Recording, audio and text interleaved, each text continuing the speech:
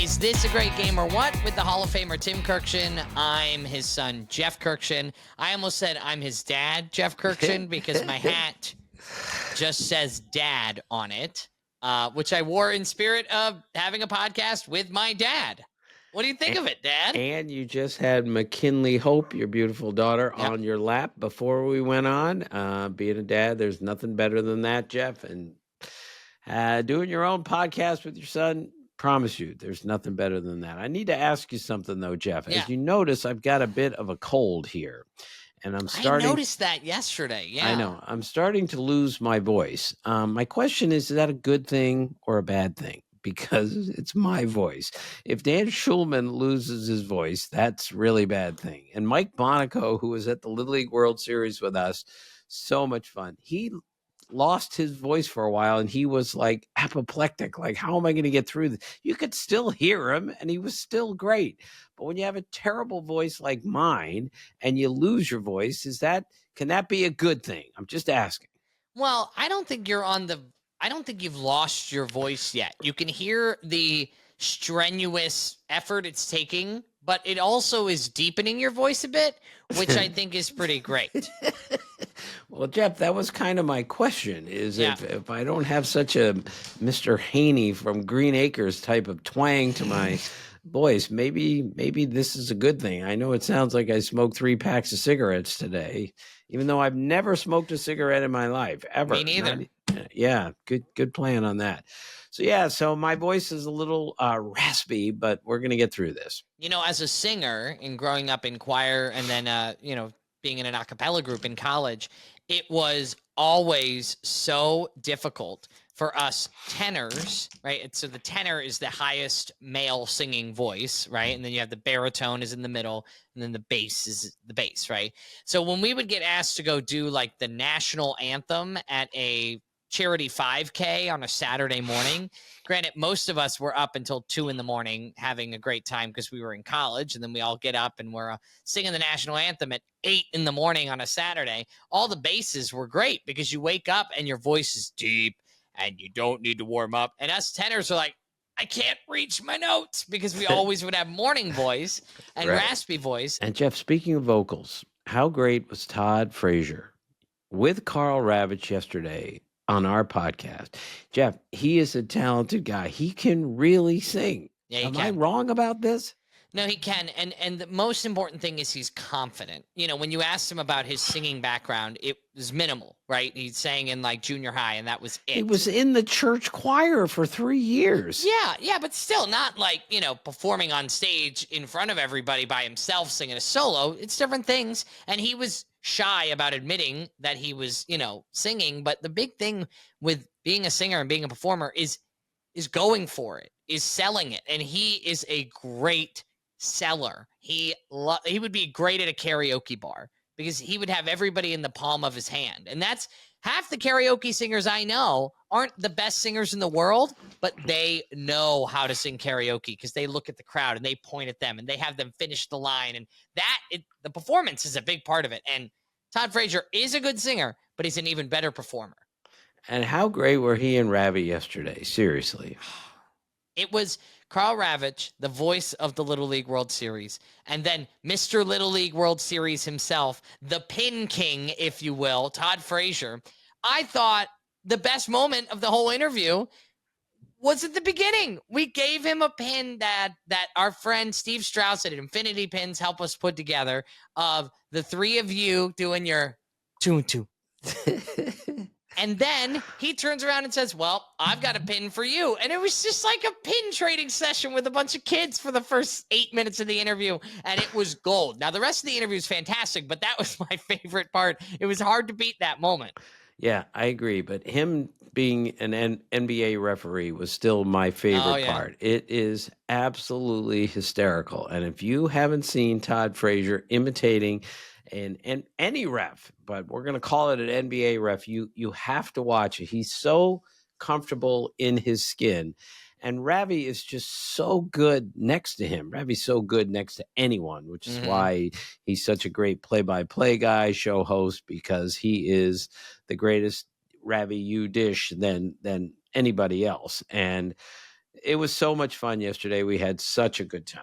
Yeah, and this whole week of shows, Tuesday, Wednesday, and Thursday, is presented by our friends at GameChanger and Dick's Sporting Goods. Their services for Little League, all the way up through not just Little League, but they are so incredible when it comes to bringing these games to people across the country. So if your son or daughter plays, or your grandson or granddaughter plays any sport, really, they do so many different sports, more than just baseball and softball, but you can actually watch their games on the Game Changer app, and it's free for the teams to sign their team up. So really neat. Dad, they were such great hosts. They helped us put together a pin drop, which was so much fun, with our great game or what pins, which I have right here, which we're going to make available to you, members of our family who couldn't be in Williamsport, at some point. Once I get a store up and running on our website, greatgameorwhat.com. Good luck with that, Jeff. Yeah. No idea what I'm doing. If I thought I was in over my head before, once I started thinking about selling merch for this podcast, I'm dead.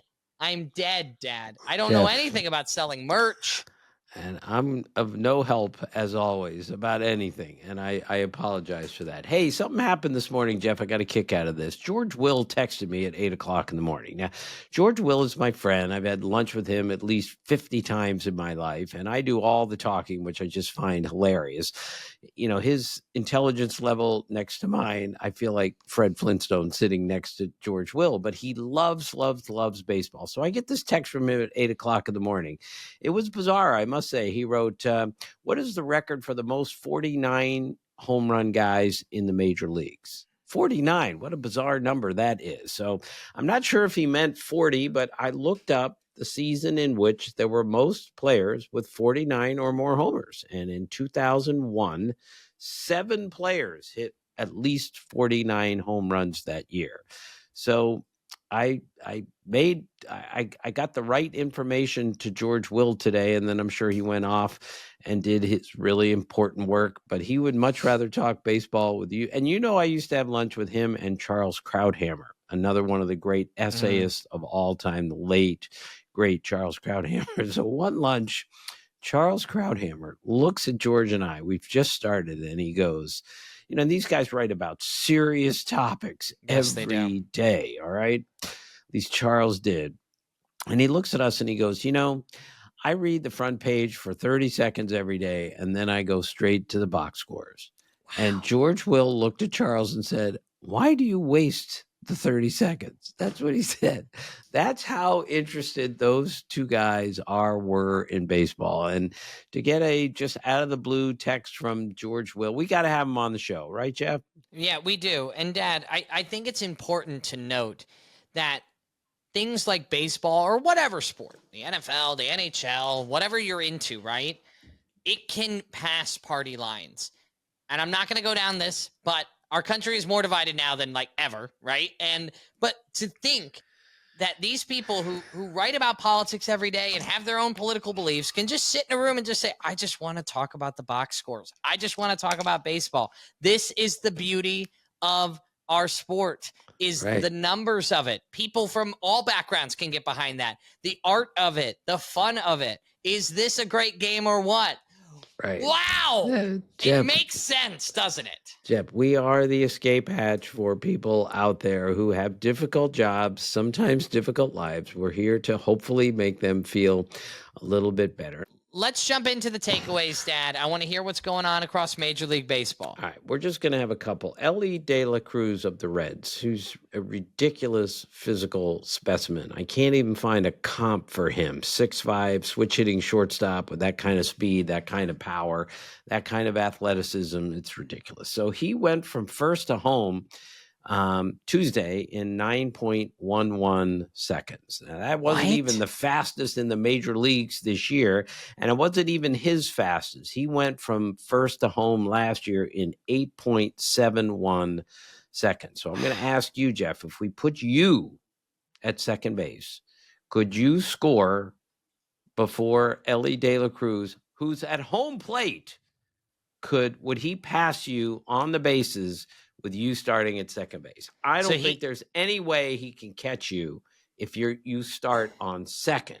He's at home, and he's not hitting, right? So he's like hard launch out of home, right? He's not having to swing, and I'm on the pitch. Okay. I think you're right, Dad. And this is not a testament to me being quick. Jeff, okay? you're a good athlete. Don't sell yourself short. I got a bad ankle, and the hardest part, Dad, is my bad ankle is my inside ankle. It's my left ankle, and I know this because too much information. I work in radio, so sometimes you only can pee in a 3-minute song. So I had 3 minutes to run to the bathroom and run back, all in a 3-minute span, and the bathroom's not close. And when I rounded the corner turning left, my ankle is not strong on that side. So rounding third is going to be hard for me. But I genuinely do think I could beat him. It's like the Freeze in Atlanta. Have you seen the Freeze run? Many times. And I think Byron Buxton and Ellie De La Cruz and those guys, Chandler Simpson, should race the Freeze and see who's faster. I think the Freeze is probably faster. But I repeat, Jeff, there is no way the Freeze beats Ellie De La Cruz around the bases in a race, because it's a skillful act to cut a bag and save some time. So there's no doubt, if you've never played baseball, but you're faster than Ellie De La Cruz, he will beat you around the bases because he knows how to run the bases. It's a lost art, Jeff, running the bases. And some of our players don't have it anymore, but I still think Ellie De La Cruz beats the Freeze every time in a race around the bases. Am I wrong? No, I think you're absolutely right, Dad. I think it absolutely makes sense. And I don't want to get into that battle, let me tell you, because if I don't make it to home from second before he does, that's it. I'm retiring. I'm just not going to walk anymore. You can win from second base. Yeah. The other thing, Jeff, the National League Cy Young is really interesting. Poor Zach Wheeler is out, and we're not sure when he's going to come back, and kills you and Emily, big Phillies fans, and all that stuff. And I really feel sorry for Zach Wheeler because he's having another great year, and we're just not sure how serious this injury is. And Paul Skeens, of course, is probably still the leader for the Cy Young. But your boy Christopher Sanchez is right there. Are you you agree? Yeah, I think he's clearly the number one pitcher on the staff right now. But I think Skeens also is wildly impressive. It's going to be a really great race. There are a lot of great races. And, Jeff, I just got my awards voting process. They are assigned to you, and you can't call up and say, hey, give me the NL Cy Young. It doesn't work that way. You are assigned by Jack O'Connell, the secretary of the Baseball Writers Association of America. So I'm doing the National League Cy Young this year. I've been a voter for over 40 years. This is an incredible honor and privilege, but it's serious stuff, Jeff. And every week now, because I've been at this for 3 weeks, I write down my National League ballot. Like, this is my ballot on, August the 21st. It's going to change by September the 21st. And of course, the ballots have to be in before the playoffs begin. Wow. I couldn't imagine the pressure. So what category did you vote on last year? I had the AL MVP last year. Pretty good choice. Yeah, pretty good choice. Okay, so that's it. That's it for the takeaways, Jeff. What about our quirks? What do you have, Dad? All right, so Tuesday, the Yankees hit 9 home runs in one game. Okay, so from 1876 to 2024, only twice in the history of the game had any team ever hit 9 home runs in a game. And the Yankees have done it twice this year. They did it in their second game of the season against the Brewers, and I called that game on the radio.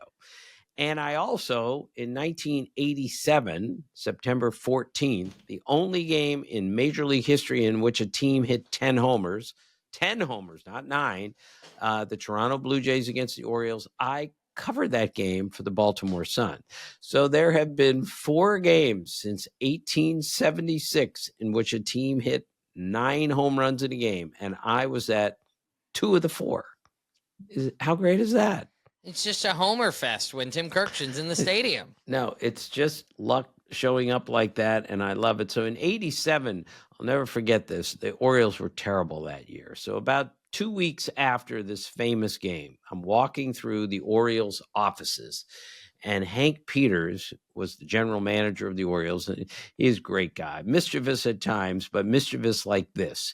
He sees me walking down the hall. Jeff, I covered the team for a living. Okay, so I don't work for the Orioles, obviously. I work for the Baltimore Sun. He says, come here. I got something to show you. And he comes in and he has me sit down in his office, and he has taken the 10 home runs and teed them up, each at bat of the 10 home runs, into a little film. And he says, I call this the barrage. So the 10 homers that his pitchers gave up, he had a tape made of those 10 homers, the entire at bat.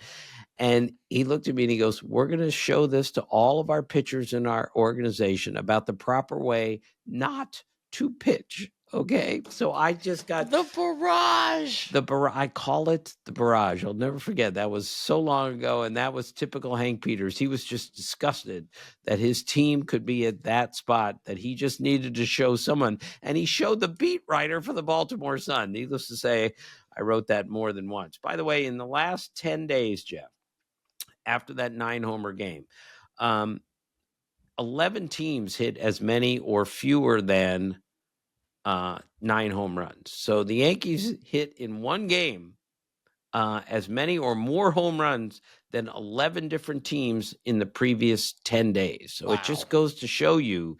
And in the previous 2 weeks, the Pirates hit a total of 7 home runs in a 2-week period, and the Yankees hit 9 in one game.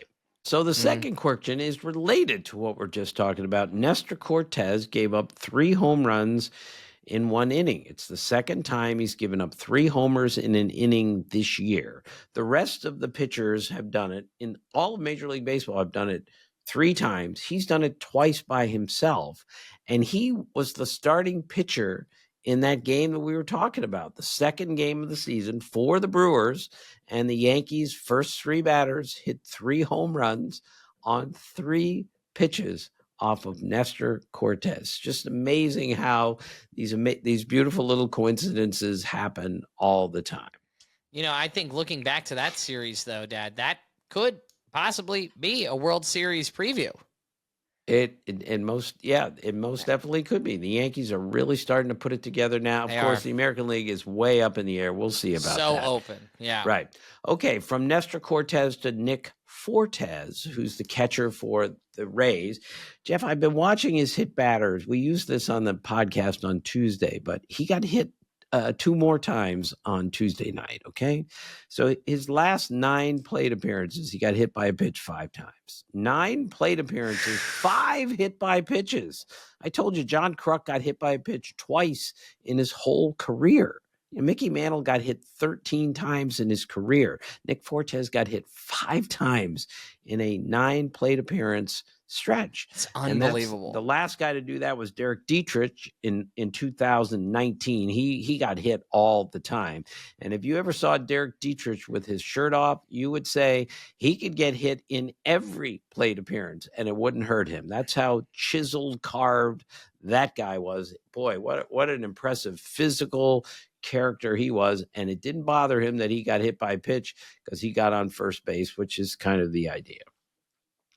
And the last one, Jeff, Yuri Perez. I was a little surprised by this. Yuri Perez of the Marlins had 4 wild pitches in a game in which he pitched fewer than 5 innings. So I'm thinking, wow, it's hard to throw 4 wild pitches in under 5 innings.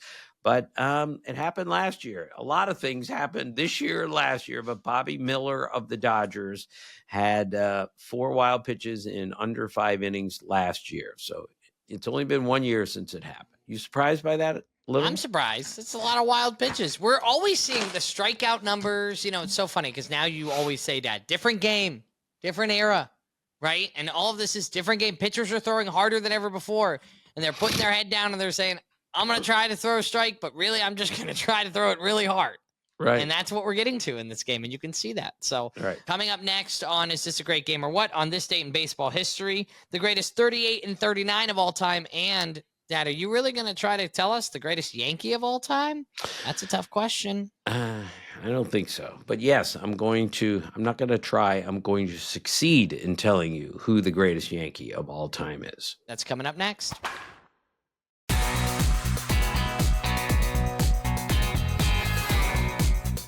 Back on Is This a Great Game or What? With Tim Kirkshin. I'm his son, Jeff Kirkshin. And we have on this date in baseball history.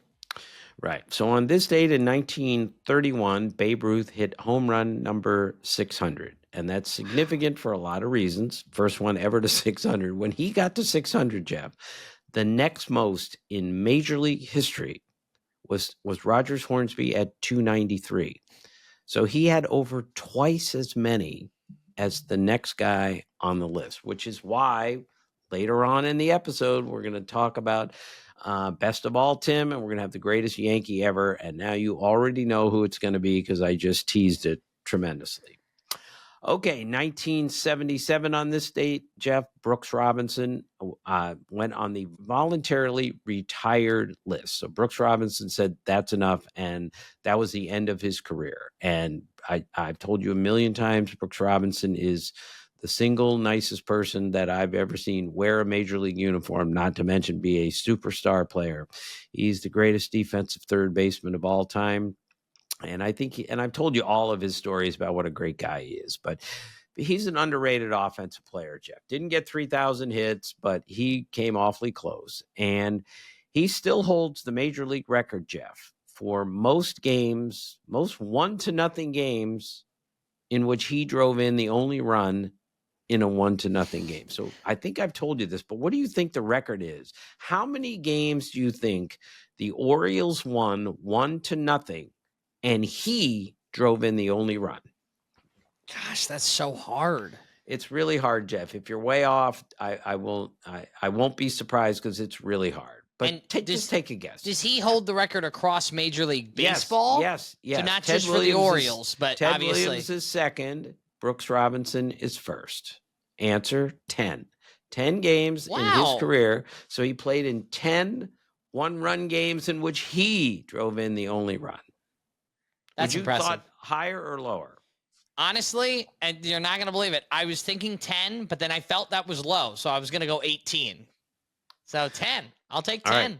10's pretty good. All right. This date in 1999, Brady Anderson, also of the Orioles, became the third player ever to hit a leadoff home run in both games of a doubleheader. Brady was a tremendous power hitter for a short amount of time, was a really good major league player for quite some time.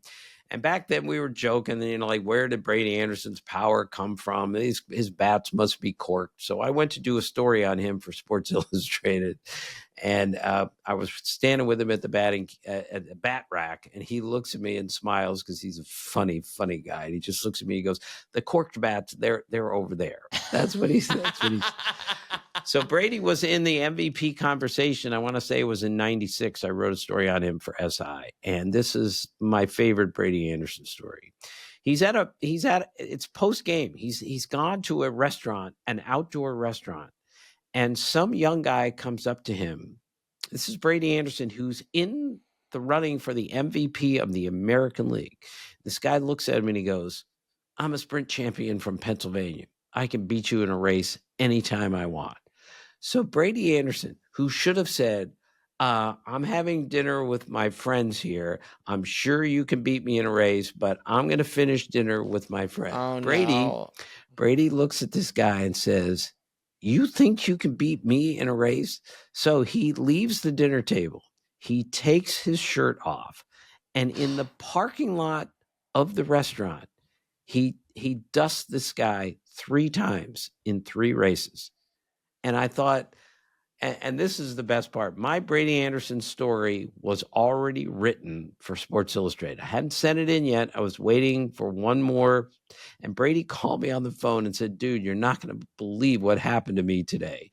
And that's the story he told me. So what did I do, Jeff? I took that story and put it where? You had to lead with that. Lead with that. What do I always tell you, Jeff? Don't bury the lead. That's the lead. So Brady where did Anderson, the corked bat story go? Because that's a great one too. It was in the story. It was a joke, all that stuff. But I just love that Brady Anderson, being as athletic as he was and always recognizing, don't ever challenge someone until you know what you're really doing. He told this guy, "You can't beat me in a race." And then he just blew his doors off in a parking lot, fully clothed, other than he took his shirt off. I love it.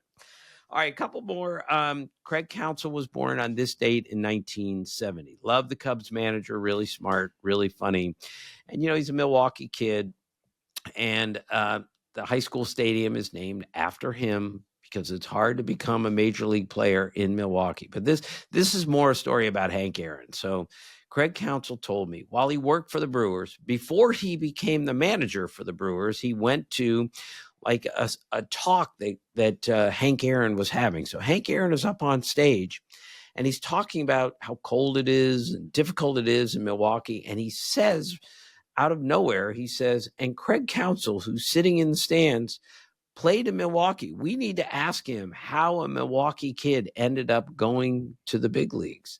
And now Craig Counsell has to come out of the stand and walk up and sit next to Hank Aaron. And Craig Counsell, who can talk to anybody about anything, told me, he said, I refused to go, but then they just pushed me up there. And the whole time I'm thinking, what am I doing? I can't sit next to Hank Aaron. He's Hank Aaron. He's 1,000 times bigger than me on every level. And then he sits down next to Hank Aaron, and Hank Aaron starts to interview Craig Counsell. And Craig Counsell told me he's thinking to himself, oh my gosh, I'm being interviewed by Hank Aaron. And he could barely get the words out. That's how revered Hank Aaron was. And that's how reverential that Craig Counsell was towards Hank Aaron. Well, it's like when Aaron Boone met Hank Aaron in the elevator. Right. Couldn't even speak. Absolutely speechless. I said, Booney, you know everybody in baseball. Never a loss for words with that guy. Right. You have been talking to people since you were 3 years old with your dad on big league fields. I said, how could you not talk to Hank Aaron? And he said, well, it's Hank Aaron. And that was it. That's how great Hank Aaron was.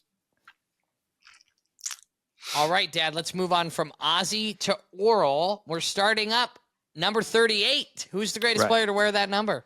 Curt Schilling, for me, is the greatest number 38 ever. Won 216 games, 597 career winning percentage, had 4.38 strikeouts for every walk. So he was a great control pitcher and a power pitcher at the same time. Finished second, never won a Cy Young, but finished second in the Cy Young voting 3 different times because he was on the same team as Randy Johnson, who won the Cy Young 4 years in a row with the Diamondbacks.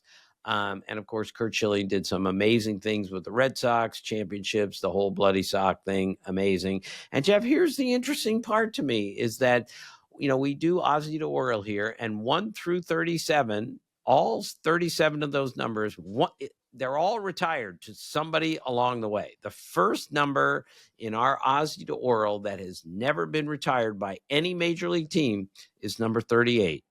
How about That's that? crazy. So not hanging in the rafters of any major league stadium. 38 is not retired by any major league team, but the first 37 numbers leading up to it, one of them is retired by some major league team. I found that interesting. From Ozzie to Oral, let's go to number 39. Who's the best player to wear it? It's Roy Campanella, Dodgers catcher, won the MVP in 1951, 53, and 55. Car accident, terrible car accident, ended his career early in 1957. He was only 35 years old.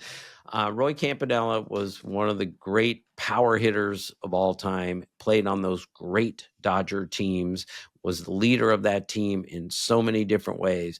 And let's see, you'll never get this, Jeff, but he's one of 6 players to hit 40 homers in a season with 10 or more letters in his last name.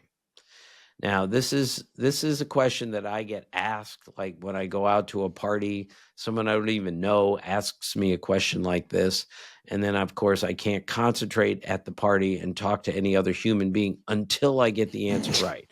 I'm not even going to ask you to get any of these, Jeff, because I think you might. I know you've heard of a few of these guys, but I'm going to give you all of them. Okay, the only one that's coming to mind, because I think it is Edwin Encarnacion. Yes, he has more than 10, right? Yes, right. And does Guerrero have more than 10? I can't even count. It's so interesting how many have 9 in their last name, like Killebrew. By the way, Jeff, speaking of Harmon, well, we'll tell that story some other time. No one in baseball history, my friend Bruce Brown, Dr. Bruce Brown, told me this. He is what Bruce Brown calls a double unique. So there's no one in Major League history with a first name of Harmon. I was surprised to hear that. And no one in the history of baseball with the last name of Killebrew. So he's a double unique. Double unique. Yeah, and Bruce keeps track. He's our ultimate seam head, Jeff. We have to get him to call in. Have to, because he, Mark Simon, Jeff Bennett, Judd Birch, me, we love this stuff. So yes. I think I have one other one that I'm gonna guess. All right. Yastrzemski, Carl Yastrzemski had to have done it. Yeah. Yes, Carl Yastrzemski hit 44 in 1967, the year he won the Triple Crown. Rico Petrocelli, his teammate. Oh, okay. Ted Kluszewski, great Reds hitter. And Jeff, he used to cut off his sleeves so, the gun show was everyone could see it. By the way, I do the same thing. I think you should tell everyone. You do the gun show? I don't think I've ever worn a cutoff sleeve. I know I've never worn a what's that thing called? Tank top? Tank top. I know I've never worn a tank top in my life, other than to play on the basketball team. When your shoulders look like our shoulders, you can't do that because we have hair everywhere. Thanks for that, by the way. Yes. Yeah.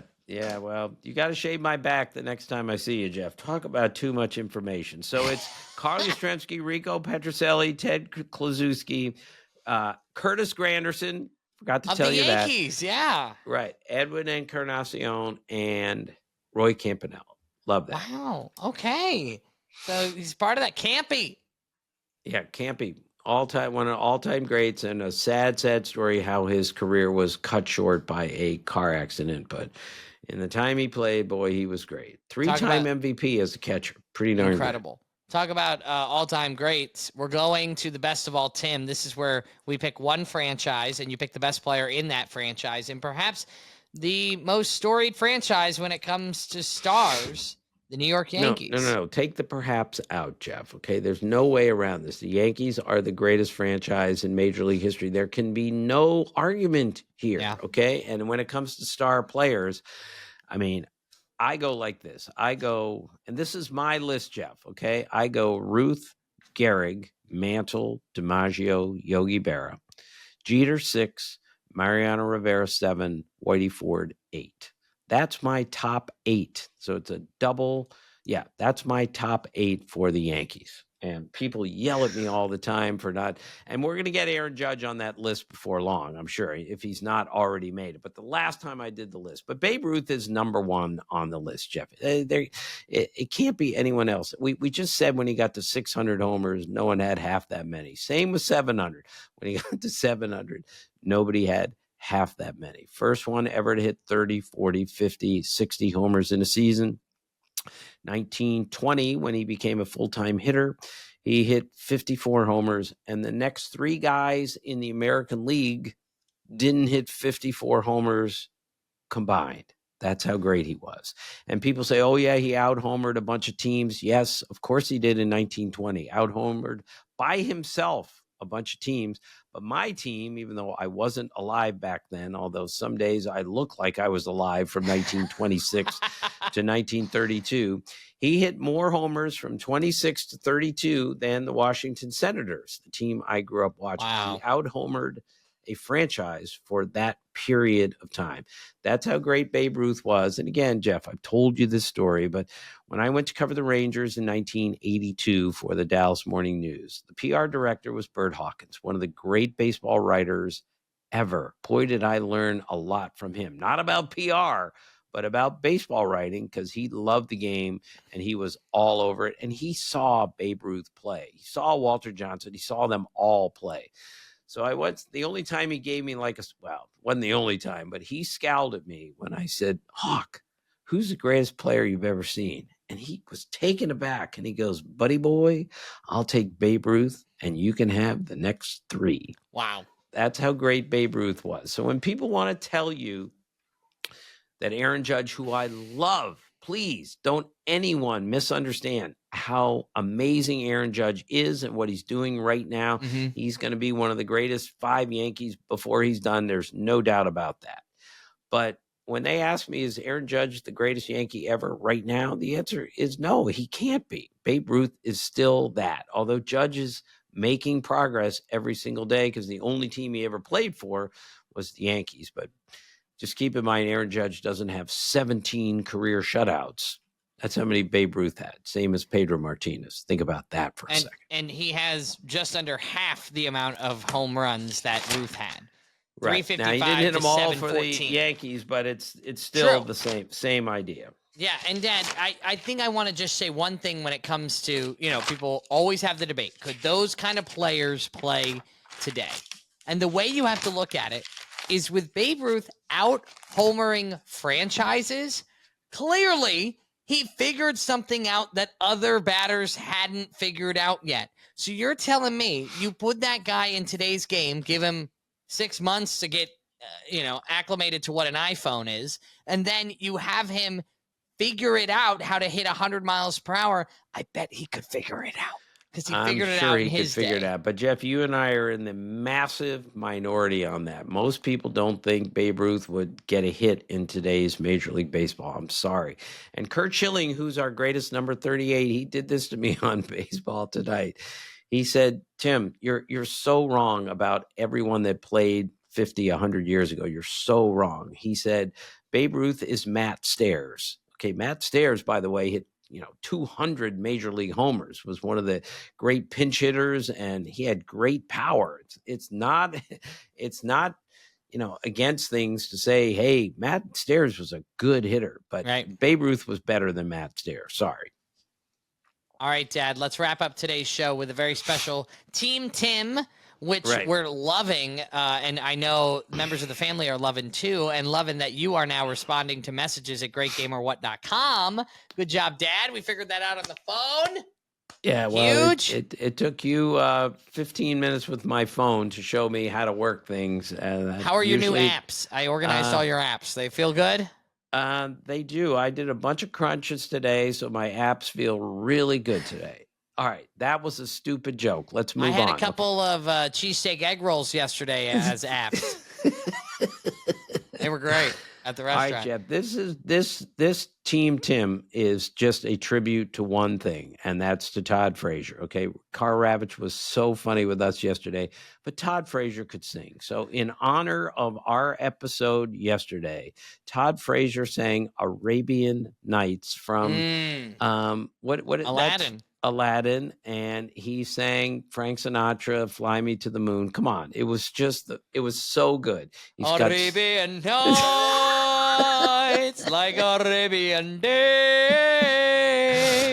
And as he said, he doesn't even know if those are the right words. Those are just the words he assigned. And I looked it up, and I'm almost certain that they're not the correct words. But it doesn't matter because, as I said at the top, Dad, he can sell it. He is that good. He could sing any words in there. And so good. It was so good. All right, great. So this is the all music team. I'm sure we used this at some point last year, but it needs some updating because of a country star that I learned about from you. Who else would I learn that from? Okay, so our catcher is Carlos Santana. Mm-hmm. He used to be a catcher. Now he's a first baseman. I haven't caught in years, but I needed a catcher with a great name, and Carlos Santana is a good place to start. Prince Fielder at first base. Donovan Solano at second base. Chris Brown at third base. Chris Brown was a good third baseman. Shortstop is Elvis Andrus. I think Elvis had 117 singles. I'm sure Elvis Andrus had 117 singles in one season. Well done, Dad. We'll have to research that one. Our outfield is Chris Young, and he's a country music star, right? Mm-hmm. I didn't say country western star. Good job. Pop-Pop's getting better, right? Yeah. This is the new one, Riley Green. Chris Young and Riley Green, two very well-known country stars today, right? They're not of the Garth Brooks and the Kenny Chesney level, but yeah, that's a great outfield already. I'd go see that show in a millisecond. Oh, so they're both great, and I remembered them both, so I get extra credit points for that, right? All I want in my life is we've had Chris Young, the general manager of the Texas Rangers. Now I want outfielder for the Detroit Tigers, Riley Green, during the offseason. Do you think we can do that? Yes, I think we can do that. And we got to get the other Chris Young, the outfielder, because I just used him in the outfield. Yeah, of course. Because the other Chris Young is a pitcher, former pitcher. all 3 Chris Youngs on at the same time. We'll effort that, okay? We'll work on it. And the last one is Deion Sanders. And my DH is Bob Usher, Robert Usher. So again, explain who Usher is. Usher is a pop R&B artist. I mean, he incredible dancer, along with Chris Brown as well. I mean, I got to make confessions here and say he is a really good performer. Who Usher is? Yeah, Confessions Dad is one of his albums. Sorry, that's probably too deep. Okay. Well, I didn't know that, of course. And our pitchers are Kenny Rogers, of course, the gambler, Michael Jackson, one of the really good relief pitcher, Phil Collins, who we used on the podcast earlier this year, and Chris Martin, of course. Chris Martin, who pitches for the Rangers, last I looked. And when I saw him and asked him in San Diego a month and a half ago, Chris, do people come up to you like all the time because you have the same name? Get this, Jeff, as the lead singer of Coldplay. Way to go, Dad. Not Way bad. to go. Chris Martin looks at me and laughs out loud. He goes, every single day of my life, somebody mentions that I have the same name as the lead singer of Coldplay. So that is the all music team. That is a tribute to one person only, the great Todd Frazier, who made us laugh with Carl Ravitch so outwardly on yesterday's podcast. I'm proud that you got Usher into the lineup because I thought the only Usher you knew was the one at the stadiums. And thankfully, I don't sit many games in the stands because there's an etiquette there, and you got to tip the ushers. Which, of course, you got to tip the ushers. But when I was growing up, we didn't have to tip the ushers, so that's for sure. Well, tickets were like 15 cents when you were growing up, right? Couldn't you go to a game for $1? Right. Jeff, I tip everyone now just in case because I don't want to offend anyone. Yesterday, I tipped at a toll booth, which I think was probably a little bit too much. Agreed? A little bit excessive. Yeah, I tipped my vending machine as well, but they kept giving it back to me. I was like, what's going on? Well, Dad, this was great. And another shout out to Todd and Carl for joining us. Listen to the previous episode on the feed. And a great thank you to our friends at Dick's Sporting Goods and GameChanger for bringing us out to Williamsport once again and letting us use their facilities and be a part of their setup there, doing a pin drop, dropping off cards. We had so much fun. And Dad, by the next time we talk, we will have obviously more great takeaways from Major League Baseball. Can't wait to see the end of the Little League World Series, and then we move on to playoff baseball. It's going to be one of the great pennant races ever. The wild card divisions are going to be tremendous. Thank you so much for listening. And as always, thanks for being a part of our family.